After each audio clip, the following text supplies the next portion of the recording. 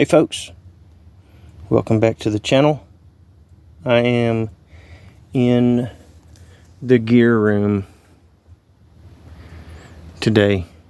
It's storming pretty good outside, and where I normally shoot is getting pretty wet, so I figured I would just come in here and shoot a quick video. Recently I done these guys, these two dudes right here. Sorry the sound and probably the video is not that great inside. I try to do all my shooting outside, just the light's better. But I took these books, so the Peterson Field Guide to Eastern Forests. This is an older copy. Both of these guys are the newer copy of the book. And what I done is I just put leather cases on them. Pretty straightforward, really easy. You just need to take your time when you're doing it. It's not hard to get it where it doesn't dry exactly straight, but this was just some really inexpensive leather that I got in a bag from Hobby Lobby that I used this first time. And then this was some nicer finished Kodiak leather that I put on that one. And this one is like still really stiff. I'm gonna have to go through and like pop some of those pages out where they have been glued together.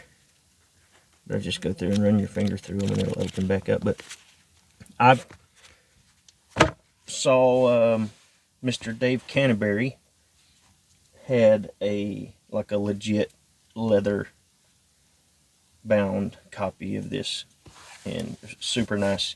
And I keep one of these in lots of my endeavors. I have one whether I'm doing classes or whatever. It's a very informative book, and I would recommend getting one of these. It was one of the books that I got in my beginning bushcraft stuff for you guys. But if you're, you know, it's region specific, so if you're not in the eastern United States, it's not something that you would really need. You know, you wouldn't benefit from it really, but it's worth it for us. So I pick up either copy for between sometimes as low as $4 with free shipping, up to $6 or $7 also with free shipping, in good condition, used of course off eBay. But I just type in Peterson's Field Guides for Eastern Forests, and a lot of them, the really inexpensive ones, won't have a picture. They'll be like $3.80 or something like that.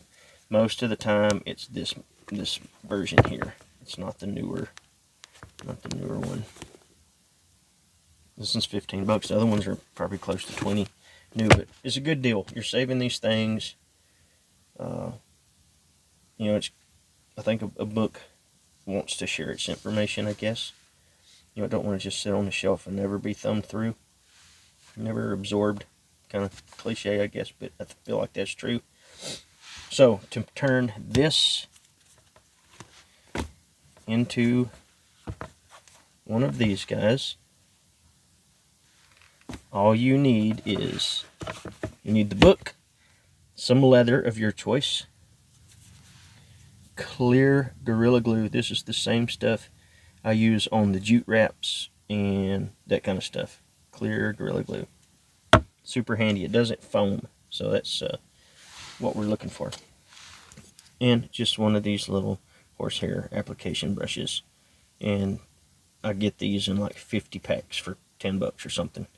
And I can use them on epoxies and this and that and other, and then I can just throw them away. It's not a big deal to try to use it. But the book, you want to take the book when you get it. And I took mine and I just put a little bit of alcohol on one of the like round makeup pads like your wife has to clean her face or whatever, your kids have. And I just wiped this down with alcohol just to make sure there wasn't any kind of funky stuff on it. And what I found, all of these books have a clear, like a clear coating over the material itself. So it's probably some kind of, I don't know if it's printed on and then they put poly over the top of it or how that works, but it does have some sort of clear plastic on the front of it. So I take, depending on what you have, I took a card scraper or any kind of, like the multi-card scraper, like one of these, and I scraped it and went all over this thing and just scored it each way, all the way around it this way and all the way around it that way. And all I've done is just scuff up that finish on the top of it. And it'll be like a white. It's hard for me to do. You can see some right there by my pinky. My phone doesn't want to. But it just scuffs it up, and that just helps the glue to bind to it. I know it's paper and it's going to bind pretty good, but you'd be surprised some of this coated stuff doesn't like to absorb adhesives anyway.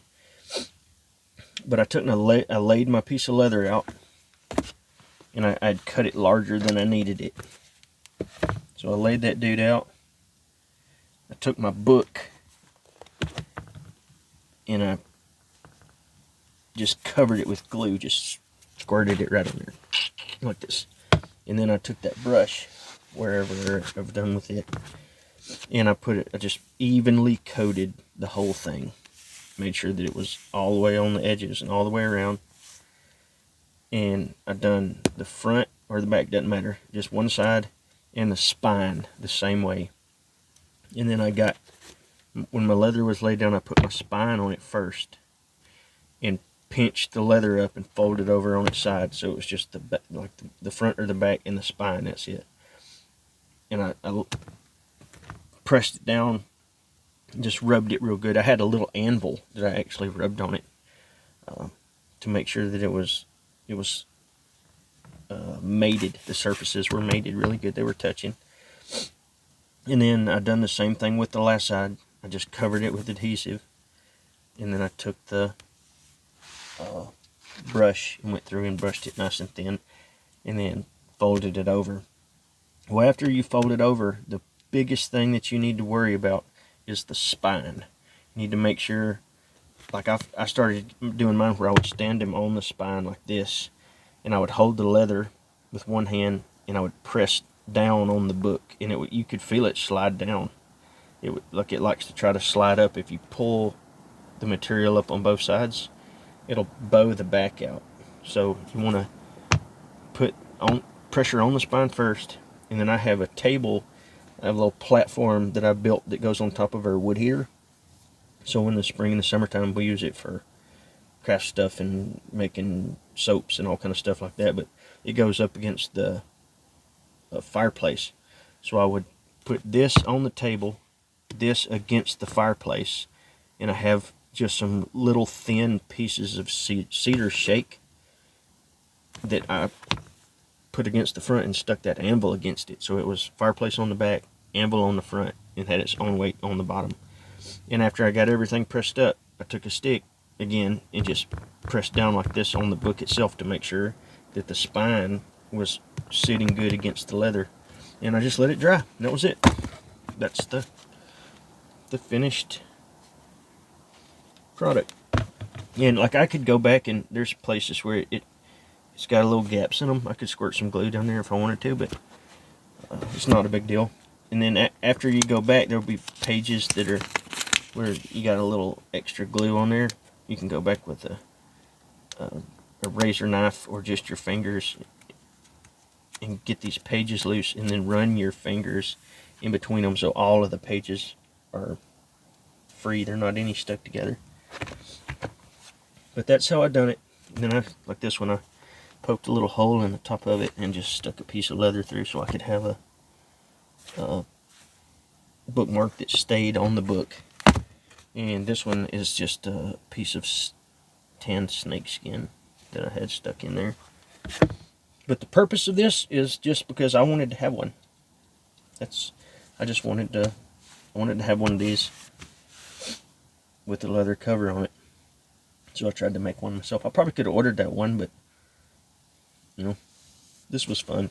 I think I paid $12 for this piece of leather, and I still have some extra leather left over from it. I want to say it was like maybe 16 by 16.